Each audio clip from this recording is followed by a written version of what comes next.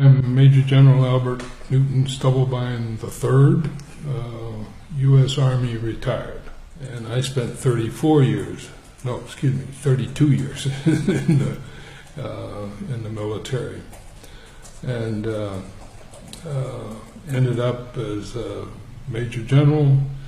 In my last assignment, I was responsible for all of the Army's strategic intelligence forces around the world. Let me fast forward now, because that brings me to the real intention of where I'm trying to go with this. 9/11. 9/11 happens. At the time, my wife and I were in Hawaii. We were attending a conference, and I think it was about 3 o'clock in the morning, 3 or 3:30 in the morning, I get a phone call. And it's one of my officers. I had retired by that time. It was one of my officers who had served under me, and a fabulous officer. And she said, "Sir, the United States is at war." I said, "See, what are you talking about?" She said, "The United States is at war." I said, "Come on, see, what have you been drinking?" She said, "Listen to me. Go turn on the television. The United States is at war." I said, I still didn't believe. I go turn on the television. Bingo, I see the towers coming down. I said, "Oh, that's a joke." I switched channels, towers going down. I switched channels, towers going down. I said, "Oh my God." So I thanked her for the information. I turned to Rima and I said, "You watch. I guarantee you right now that the information about that attack was in the system and somebody missed it." Very important. The information was there to know that that attack was coming, and somebody didn't see the signals. And that's from my own personal intelligence background. All of my experience after that in the intelligence world tells me that when something that big goes by, somebody missed the information. So I was a believer. Absolute believer that the attack was a terrorist attack, that it was all done by other forces. And after that periods, my wife began to put pieces together, and she said, "I don't think that attack was done by the enemy, the terrorists that you indicated." I said, "You're wrong." She said, "I don't believe it." I said, "You're wrong." And so she began to find bits and pieces of information, and she would present them to me, and I said, no, not my government. My government would not tell a lie like that.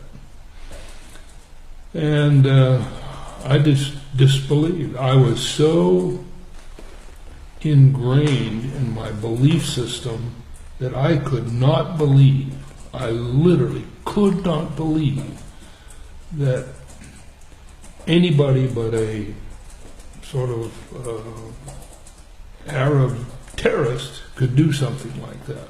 And then one day, I saw a picture. It was a photograph of the Pentagon and the hole in the Pentagon. And I looked at it and I said, "Wow." And then I looked at it again. I said, "Something's wrong.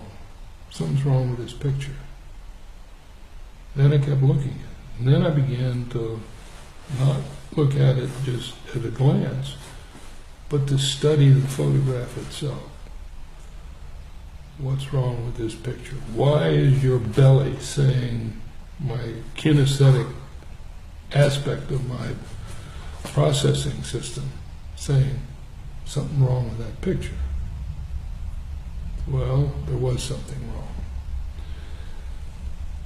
And so I analyzed it, not just photographically, I did measurements, I did all kinds of it. I checked the plane, the length of the nose, where the wings were. I did all of the measurements. I took the measurements of the Pentagon, the depth of the destruction in the Pentagon. Conclusion, airplane did not make that hole. I went public at the time. I am the highest ranking officer, I believe, that has ever gone public. That whatever that story was, the official story, was not true. Now, I was very careful to not say what it was because I couldn't prove it. I was careful to say it was not the airplane that did that, because I can prove that it was not the airplane. In the hole, however, was a turbine. Looked like the turbine from a missile. I can't prove that, I don't know, but there was something there that did not look like the engine from an airplane, but did look like a turbine from a missile. Later, I saw another photograph of one of the sensors on the outside of the Pentagon. Now, all of the sensors had been turned off, which is kind of interesting, isn't it? That day, why would all of the sensors around the Pentagon be turned off? Ooh, that's strange. I don't care what the excuse is, that's strange. There happened to be one that apparently did not get turned off, and in that picture, coming in, flying into the Pentagon, you see this object. And it obviously hits the Pentagon. When you look at it, it does not look like an airplane. Later, sometime later, after I'd gone public,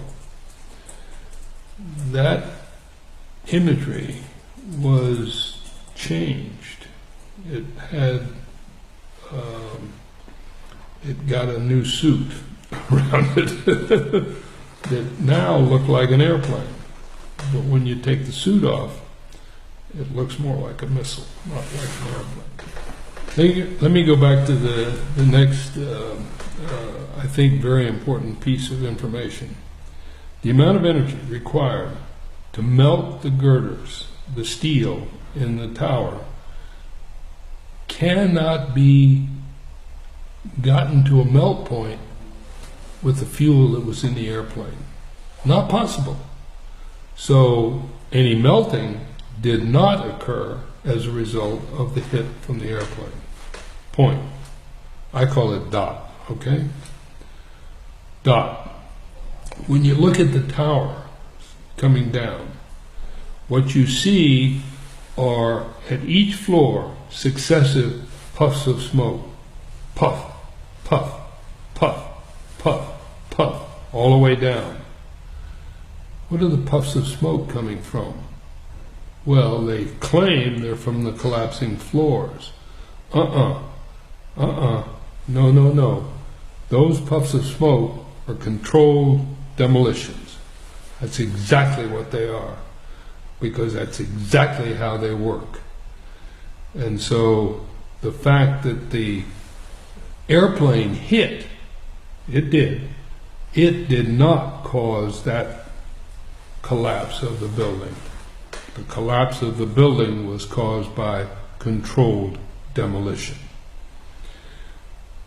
Fact. Building 7.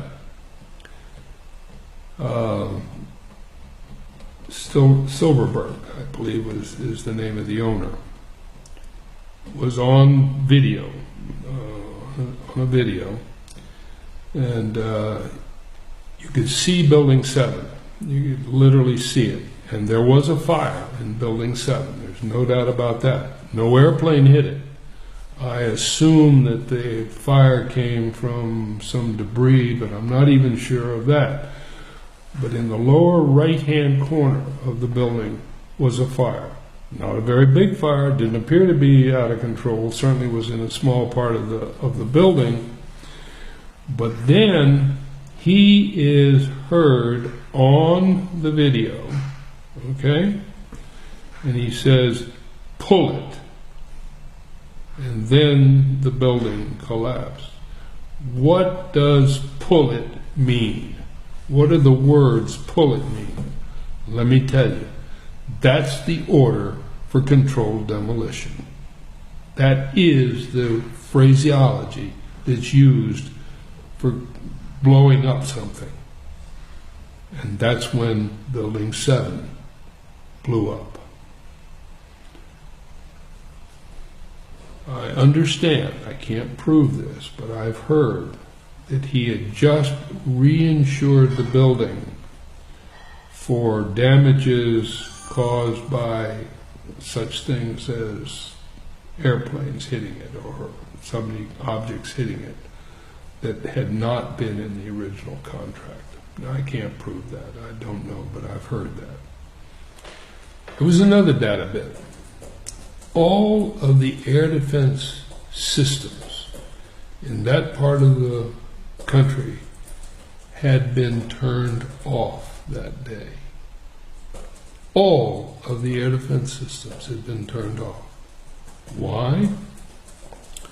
Apparently because the vice president was out in Colorado and he ordered them turned off.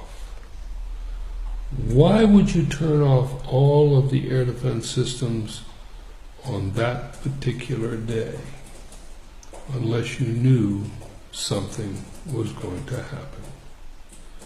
It's a dot. It's information. But strange that everything got turned off that day. Dot.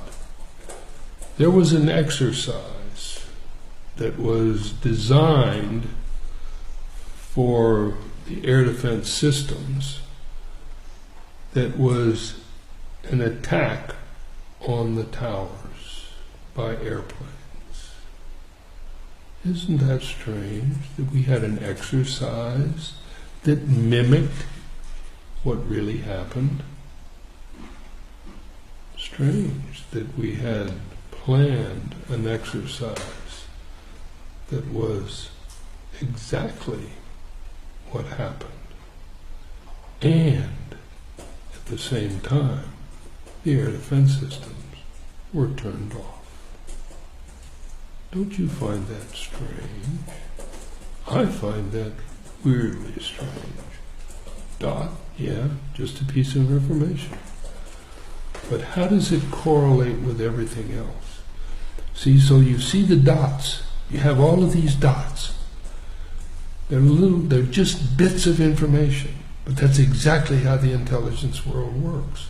You get a bit of information here, you get an information here, a bit here, and a bit here, and pretty soon you got a picture. To me, what does the picture say? The picture says that what we heard and were told in the newspapers, the media, was not the real story. If there's enough doubt in the official story where the stories are absolutely not consistent with what happened, that they paint a different picture than the one that was given to the media, how easy is it for you to shift your belief system from I totally believe in my government to oh my God, what's going on? And that's exactly where I went in all of this. Because my belief system is so strong from age 5 when I can remember standing on the parade ground at attention without anybody telling me to do that at West Point. I did it because I wanted to do it, because I believed. And then going to the military academy, serving, defending.